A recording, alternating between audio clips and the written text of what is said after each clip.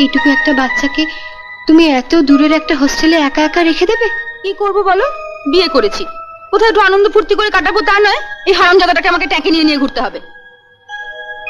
তাই বলে তুমি ভাবতে পারবে না দিদি, ও এমন একটা জায়গায় আমাকে মা বলে ডেকে ওঠে না যে লজ্জায় আমার মাথা কাটা যায়। ও তোমাকে মা বলে ডাকলে তোমার লজ্জা করে? করবে না? দাঁড়াও শনিটাকে রেখে আসি।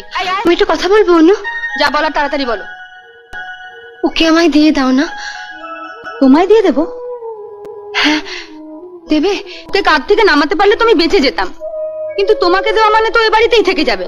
তারপর যখন তখন আমার ঘরে ঢুকে যার তার সামনে আমাকে মামা বলে ডেকে উঠবে। আমি যদি ওকে তোমার ঘরে যেতে না দিই? পারবে আটকে রাখতে? হ্যাঁ পারবো। ও আর কোনোদিন তোমাকে লোকের সামনে মা ডেকে অপদস্থ করবে না।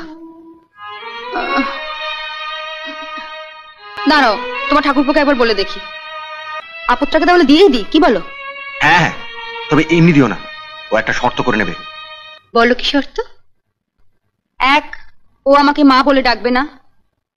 2, আমার ঘরেও একদম ঢুকবে না। 3, ওর অসুখ বিসুখ করলে সব দায়িত্ব তোমাদের, আমাকে একদম ডাকবে না। ওর পিছনে একটা টাকাও আমরা খরচ করতে পারবো না। ঠিক আছে, তোমরা নিশ্চিন্তে হনিমুন সেরে এসো, ফিরে এসে দেখবে রাহুল তোমাকে একদম ভুলে গেছে।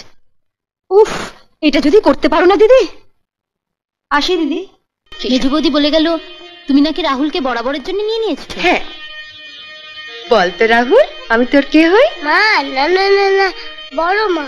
যা, আমরা তো গেলাম, ছেলেকে পেয়ে তুমি তো আমাকে আর ছোদ্দাকে ভুলেই যাবে। দুর্বোকা, শুনলে না? আমি রাহুলের বড় মা আর তোমাদের ছোট মা। অনেক ভাগ্য করে জন্মেছিলি, তাই এমন মা পেলি। না না মা না, বড় মা। চল রাহুল। তুমি ওকে নিয়ে রান্নাঘরে ঢুকবে নাকি? হ্যাঁ, ওকে একদম কাজ ছাড়া করবো না, আঁচল দিয়ে বেঁধে রাখবো। তুমি একটু তোমার দাদাকে টেলিফোন করে দিও তো, যেন অফিস থেকে ফেরার পথে রাহুল